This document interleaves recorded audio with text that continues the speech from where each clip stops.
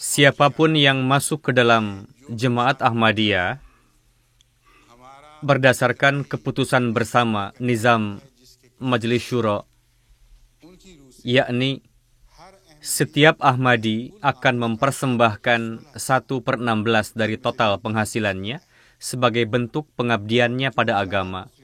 Bahkan mereka yang lebih mukhlis berjanji untuk mempersembahkan 1/10 dari penghasilannya dan mewasiatkan bahwa setelah kami wafat, jemaat akan mendapatkan 1/10 dari jumlah total harta kami. Nizam ini berlangsung sejak 100 tahun lalu. Dengan karunia Allah Ta'ala, banyak sekali para Ahmadi mukhlis yang terus teguh dalam janjinya itu. Di dalamnya tidak dibedakan antara tua, muda, kaya, miskin. Langkah yang ditempuh tidaklah dengan meminta sumbangan dana kepada para hartawan ketika membutuhkan, melainkan dihimbau kepada seluruh kalangan dalam jemaat. Dalam hal ini saya pun tidak dikecualikan, dan tidak ada Ahmadi lainnya yang dikecualikan. Semuanya terikat ketentuan itu. Selain itu, ketika ada keperluan khusus, siapapun khalifahnya, dan saat ini adalah saya, akan mengumumkan bahwa saat ini jemaat tengah membutuhkan ini dan itu, dihimbau kepada para Ahmadi untuk mengorbankan harta dalam gerakan tersebut. Setelah itu banyak sekali pengorbanan para Ahmadi yang diterima. Untuk membuktikan bahwa keterangan yang saya sampaikan ini adalah benar, saksi yang paling kuat dalam hal ini adalah almarhum Ziaul Haq, mantan Presiden Pakistan. Beliau pernah bertekad untuk mencampuri nizam Jemaat Ahmadiyah. Beliau memerintahkan Departemen Audit Keuangan dan instansi terkait untuk mengaudit dan mengecek aliran uang Jemaat Ahmadiyah untuk dapat mengungkap bahwa Jemaat Ahmadiyah mendapatkan bantuan dana dari bangsa lain. Namun mereka sama sekali gagal dalam rencana tersebut, karena tidak mungkin Zia akan menyia-nyiakan kesempatan jika memang ada kejanggalan di dalamnya. Setelah itu dilakukan berbagai upaya, namun hasilnya nihil. Begitu juga di sini, di Inggris, yang notabene Jemaat Ahmadiyah dituduh mendapatkan bantuan dana dari Inggris. Padahal anggaran pemerintah Inggris pun sangat transparan. Silahkan cek sendiri rincian pengeluarannya. Kita pun tahu bahwa jika saja pemerintah tidak transparan dalam hal keuangan, walaupun nilainya sepele, maka akan jadi bulan-bulanan pihak oposisi. Berkali-kali dikatakan kepada pemerintah Inggris bahwa orang-orang Ahmadiyah ini menipu. Sebenarnya ada pihak lain yang mendanainya, seperti negara-negara Muslim atau yang lainnya, yakni Iran, Libya, atau musuh-musuh pihak yang menuduh itu. Katanya bagaimana mungkin Ahmadiyah dapat mendanai keperluannya tanpa ada sokongan dana dari luar. Lalu pemerintah Inggris mengutus tim auditor untuk mengecek sampai hal-hal yang kecil, mengecek kwitansi-kwitansi, dan audit ini dilakukan sampai berbulan-bulan lamanya. Dan akhirnya pihak auditor melaporkan hasilnya bahwa tuduhan yang dilontarkan kepada Ahmadiyah tidaklah benar.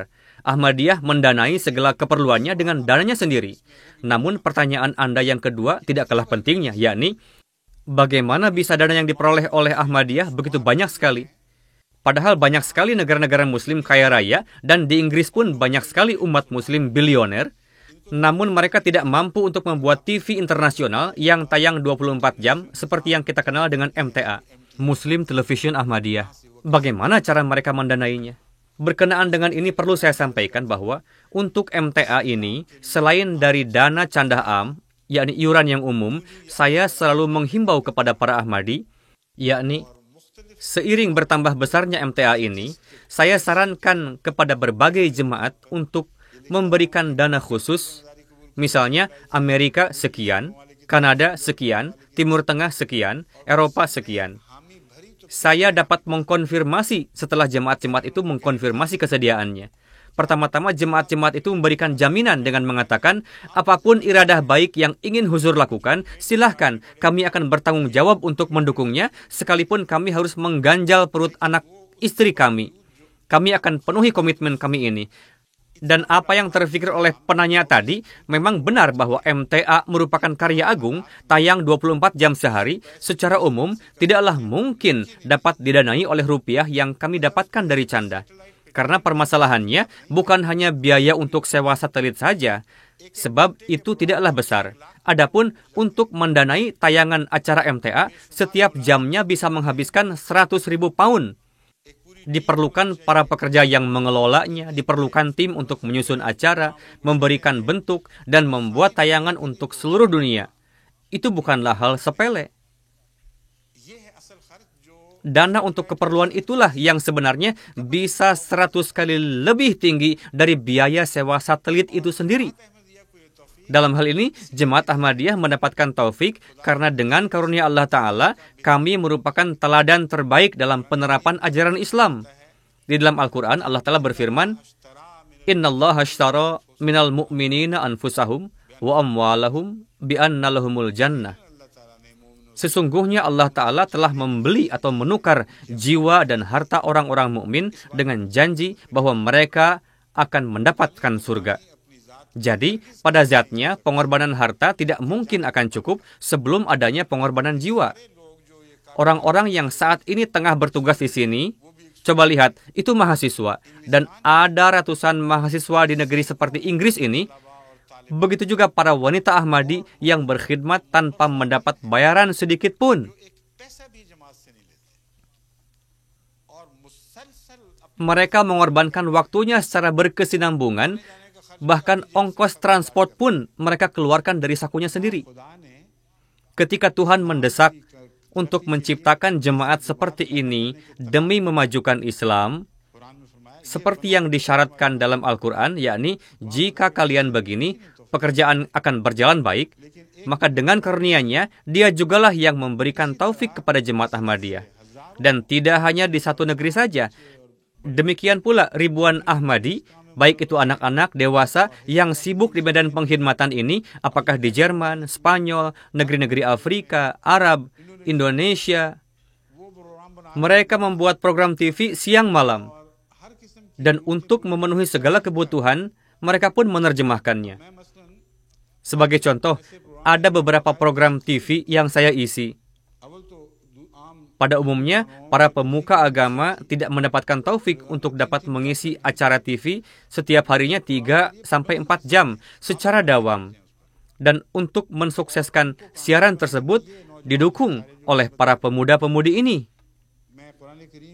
Saya mengisi program MTA, terjemah dan tafsir Al-Quran. Dan dengan karunia Allah Ta'ala, saya pun dapat mengisi program kesehatan, yakni kelas homeopati. Selain itu, saya mengisi acara untuk pemirsa yang berbahasa Inggris, dengan anak-anak juga, orang-orang Afrika, Amerika. Oh, kalau Amerika belum mulai, nanti kalau mereka sudah datang kita mulai. Namun, dengan orang Arab, kita adakan acara rutin selama 3 hari. Semua program yang berjalan ini dengan karunia Allah Ta'ala diterjemahkan ke dalam bahasa-bahasa di dunia oleh seluruh jemaat di dunia. Menerjemahkan acara-acara tersebut dan mengemasnya dalam video, mengelolanya dan mengontrol kualitasnya merupakan pekerjaan yang sangat berat.